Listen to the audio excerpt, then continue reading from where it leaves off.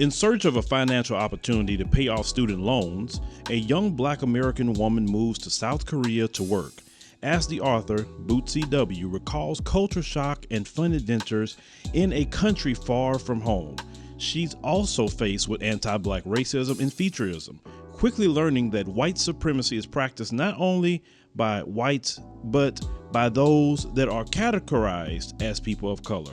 Based on her 10 years of living abroad, the book, Ago Igo, compares and contrasts Korea versus the United States on subjects such as code, communal living, racism, effective protests, global alliances, warrior class, music, political correctness, health, aging, money, and the coronavirus. This blunt memoir is uncomfortable, humorous, and educational. Help fight propaganda and mainstream agendas by picking up a copy of Ago Igo on Amazon.com. Hello fam, welcome back to the African Diaspora News Channel. I am Wongel Zelalem bringing you the story. Today's story comes from Hawaii. This Zulu prince was killed by 3 white cops.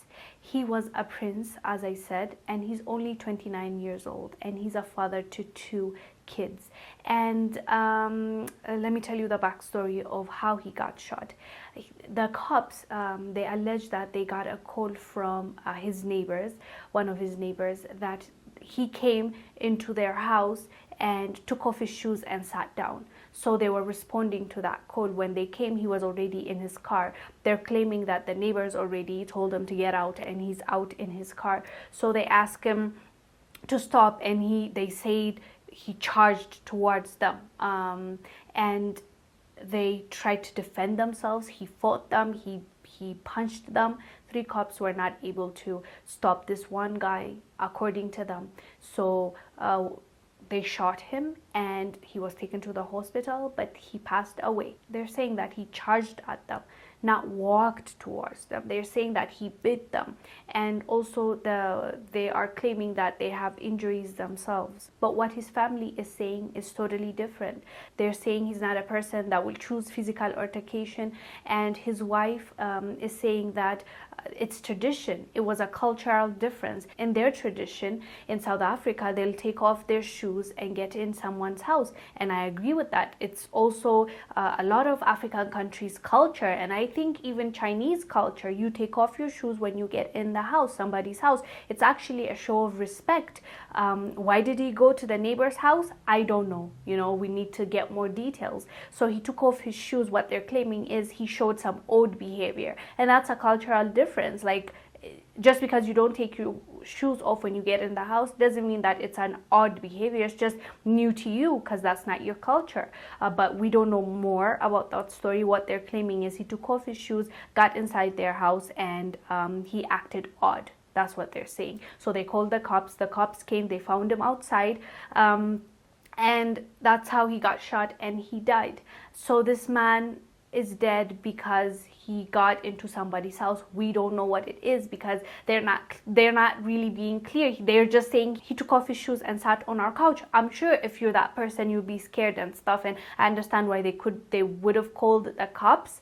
But at the same time, he did not do anything to a point where he needed to be shot. Maybe asked what was wrong, maybe have a communication with him, but I don't know if there's a communication barrier between them, like they couldn't understand what he was trying to say too. I don't understand what the issue was there too for them to be threatened enough to shoot at him. So what they're claiming now is the police actually came out and they said that all the officers had body cams. So the public now, we're waiting for it to be released, so that will tell us if what the cops are saying is true, if he was being violent with them, if he charged at them, if he beat them when they're telling him, no, you need to stay here or you need to come with us to the police station. If he actually did what they said that he did, we get to see it on the camera. So I really hope they release it very soon. What's the hold up? They're saying they're investigating the cams.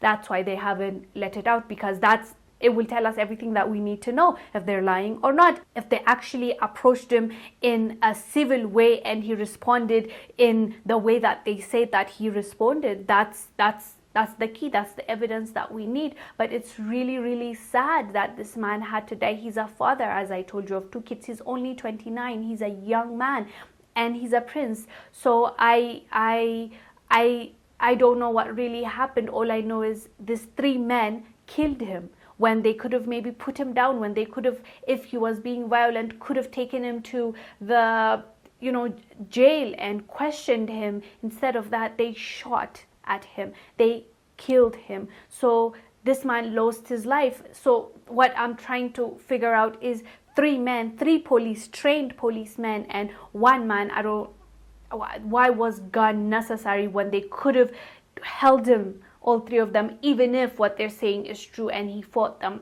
They couldn't have held them, the 3 of them together, and put handcuffs on him and put him at the back of that car. They couldn't have done that. Like, why go to the gun first and kill this young man, So they said they would release the cam that the cops had. We are awaiting on that, but until then we can't go off what they're saying. His family is saying something else. He's not a violent man, he would never do that. They're saying it's tradition to take off shoes, it's a sign of respect, which I know it is as an African.